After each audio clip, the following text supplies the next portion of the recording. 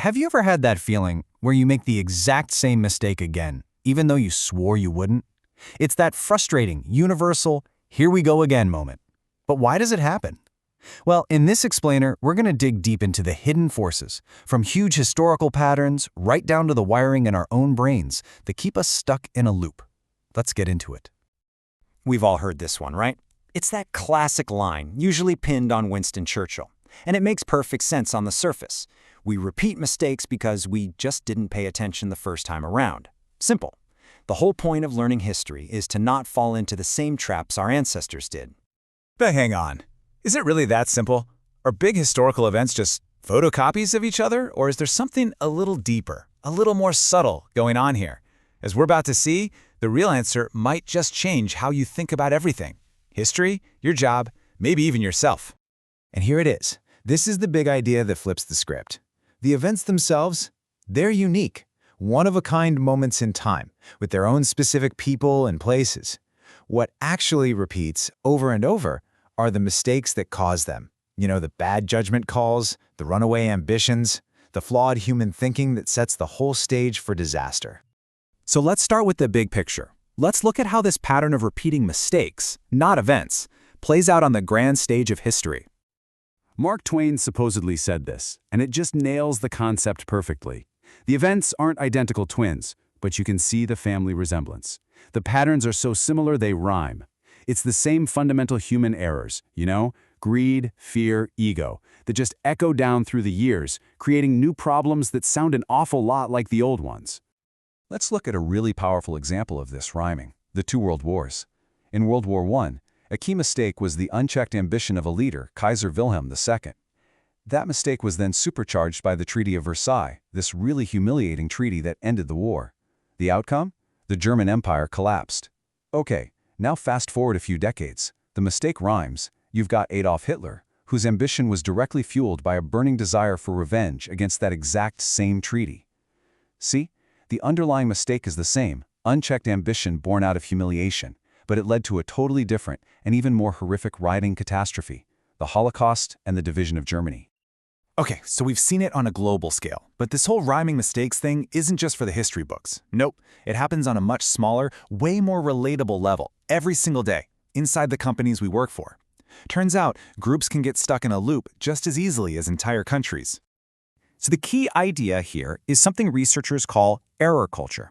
Just think of it like the collective personality of a group when things go wrong. Does the team punish mistakes? Do they sweep them under the rug and pretend they never happened? Or do they look at them and say, hey, there's something valuable here we can learn from? That culture is the invisible force that decides whether a team learns or is just doomed to repeat itself. Now, what's really cool is how a healthy error culture works. It's this awesome self-reinforcing cycle. It all starts with a positive orientation, this core belief that mistakes are opportunities, not crimes to be punished. That foundation then leads to open communication, where people feel safe enough to actually admit when they've messed up without fearing for their job. And that openness allows the whole organization to build what's called error competence, the actual skill of digging in, finding the root cause, and fixing it. And when you do that, it just reinforces the positive belief, and the whole cycle gets stronger. And this isn't some fluffy, feel-good management theory. The results are real, they're powerful, and you can measure them.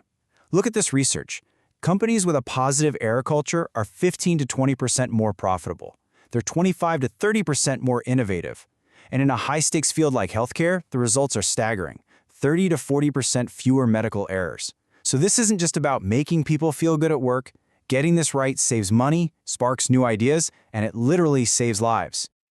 Okay, so we've gone from nations to organizations. Now let's zoom in one more time, all the way down to the source of it all, the individual human brain. Our own brilliant but, pretty flawed operating system. Here's a fundamental truth you just gotta accept. Our brains are lazy. But that's a feature, not a bug.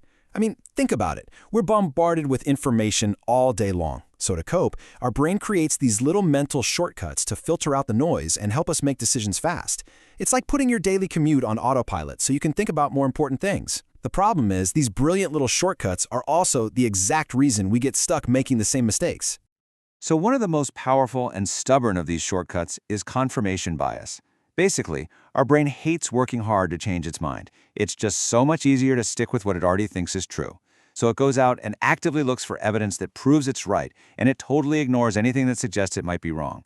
This is what keeps us doubling down on the very thinking that led to the mistake in the first place. And then there's this really sneaky one called frequency bias. This is totally counterintuitive. When you make the same mistake over and over again while you're learning a task, your brain doesn't go, oops, that's wrong. No. Instead, it starts to think that mistake is the correct way to do it. It literally carves a mistake pathway in your brain, which makes it even more likely you'll just do it automatically the next time. Wild, right? So we've mentioned this mistake pathway, but how does the brain actually build it? Well, for that, we have to go to the deepest level yet. We need to look at the neuroscience of how our brain physically wires our behaviors to become automatic. So it turns out every single habit, good, bad, right, wrong, is built on this simple three-part loop in your brain.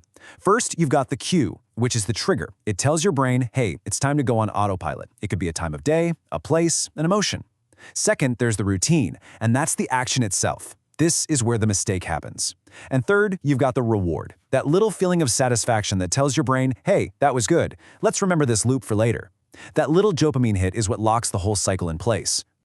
And every single time that loop runs, the connection gets stronger and stronger. The behavior needs less and less conscious thought until, eventually, it's completely automatic. And this whole process involves a literal handoff of control between two different parts of your brain. Let's look at this power struggle happening inside your head. When you're learning something new, your prefrontal cortex is in charge. Let's call it the thinker. It's the part making conscious, careful decisions.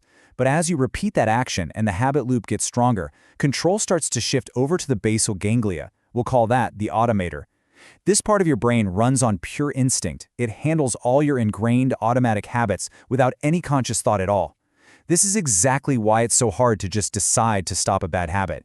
Your thinker is trying to argue with an automatic process that it's not even in control of anymore. Okay, I know, this might all sound a little bit grim. It's like we're fighting against history, our coworkers, and our own brain wiring. But here's the good news. Understanding the problem at every single one of these levels is the key to actually finding a solution. So how do we break the cycle? So here's the really hopeful part. The goal isn't to become perfect or to never make a mistake again. Come on, that's impossible. The real solution is to use your brain's own built-in superpower, its ability to change and rewire itself to build new, better pathways that overwrite the old faulty ones. It's all about changing your relationship with making a mistake. And here are 4 concrete things you can do, all based on that neuroscience. First, embrace failure. Seriously. The shame and guilt we feel actually activates the parts of our brain that make us more likely to repeat the mistake. So let it go. Second, pause and reflect. After you mess up, don't just jump right back in. Take 5 minutes. That little break weakens that frequency bias and stops you from reinforcing the mistake pathway. Third, use cognitive control. This just means actively using your thinker brain to consciously choose a different action to override that automatic shortcut. And finally, try habit stocking. You link a new habit you want to an old one you already have, like doing 1 push-up right after you brush your teeth. It hijacks the old pathway's momentum to help you build a new one.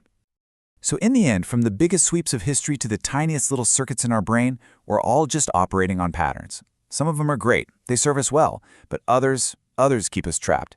But knowing how these paths are built, that gives us the power to change them. So the only real question is, which well-worn path in your own life are you going to decide to step off of first?